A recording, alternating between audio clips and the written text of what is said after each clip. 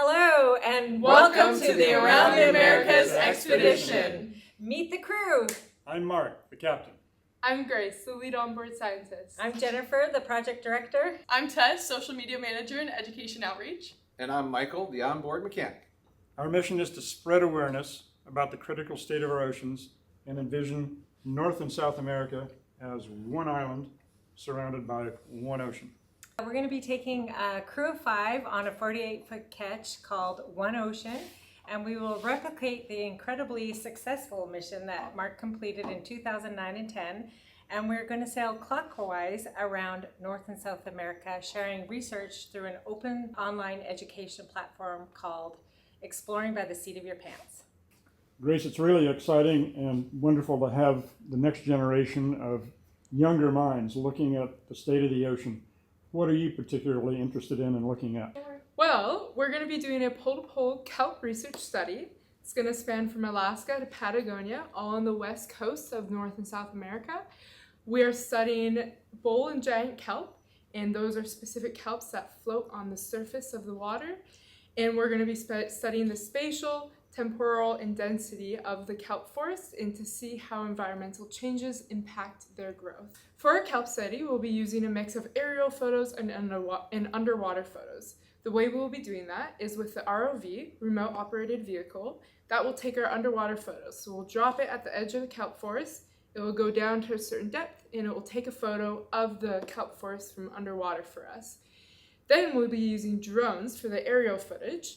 That will get a whole overview of the kelp forest so we can see how large it is and be able to take measurements in that way. And then we will also be using quadrats, which is where we will drop a little pipe pyramid with some GoPros mounted on it into the water to get a little photo of the substrate that the kelp is growing on. And then also it will get a side photo of the kelp forest as well. And that helps to show us what type of substrates could impact kelp forests, such as sea urchin. We're hitting approximately 40 kelp sites. Obviously, that's all dependent on weather and just how everything is going with timing, but it will span all up and down the west coast of North and South America. Kelp prefers nutrient-rich cold waters, so within the equator waters, we won't do much research for kelp, but obviously up here in North America, along Canada, there'll be lots of sites that we'll hit, and then same with down by the Falkland Islands, going all the way up Chile, there'll be lots of sites as well. We'll be sending off the data to the 3 professors that we're partnering with. We're partnering with University of Victoria, Dr. Sierra Costa, Woods Hole Oceanographic Institution with Dr. Tom Bell, and then University of California, Los Angeles with Dr. Kyle Kavanaugh. This research will take a long time. There's going to be a lot of data to send off, especially since a lot of our research is photo-based.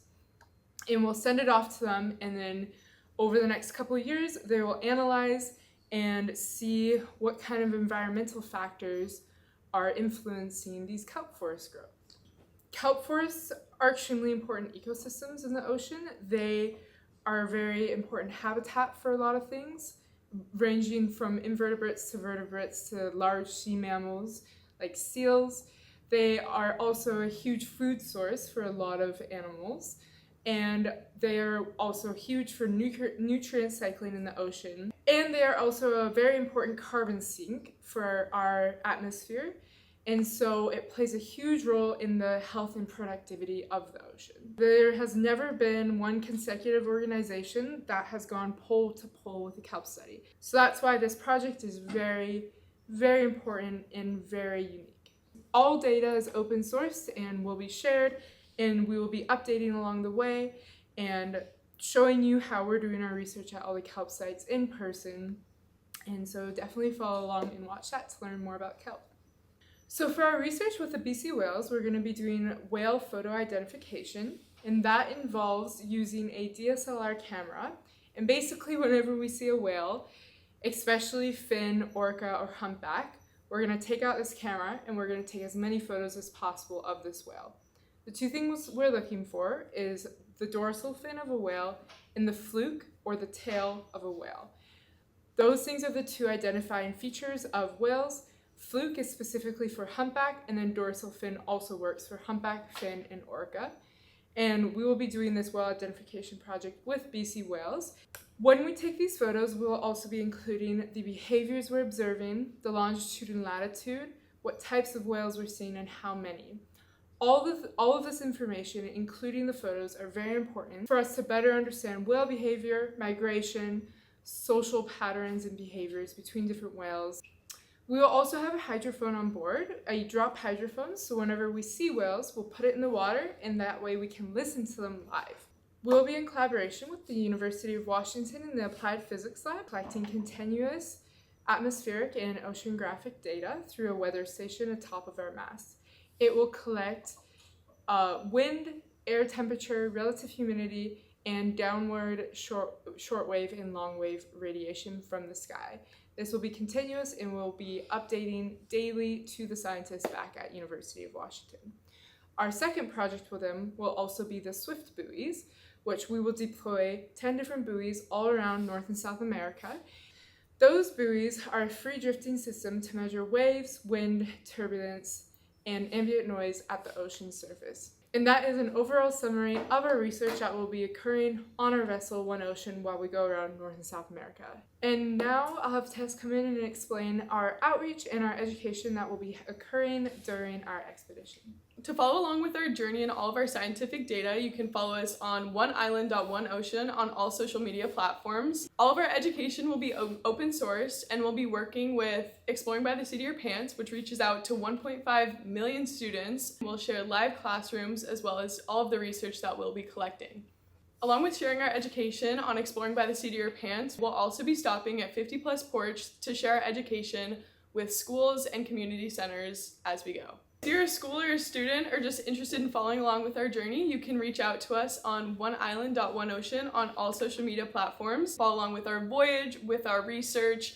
All of it will be open source, so keep up with all the education that we will be spreading out and also our journey. So thank you all very much for your interest in our project. Very proud of this crew, young scientists on board, and we want you to follow us. Jen. Yeah, hi, and thank you very much, everyone. And if you want to support the project, please contact me. I am the project director. I just want to say thank you, and we hope that we can really do a big reach out. We would love to see students follow us from North and South America, and any ocean advocates, please join our journey. It's pretty exciting.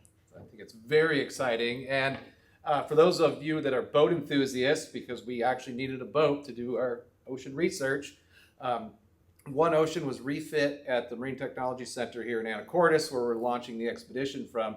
And that program that I run has put out at least 30 videos about refitting and getting the boat safe and ready for this type of expedition. It was a big deal. So if you're a boat nut, you can go to, we'll have a link in the description here, but it's the SVC Scallywags, and you can see a whole lot about the pre-work, which has been monumentous for this whole team. Thank you, team, for doing that, just to get us ready to launch later this year. So just in case we didn't cover it all, if you're a sailing enthusiast, a boat mechanic enthusiast, a scientist, researcher, or social media enthusiast, or you just think this is an interesting project, love to have you follow us. Thank you all. And remember, One island, one ocean. Thank you for watching.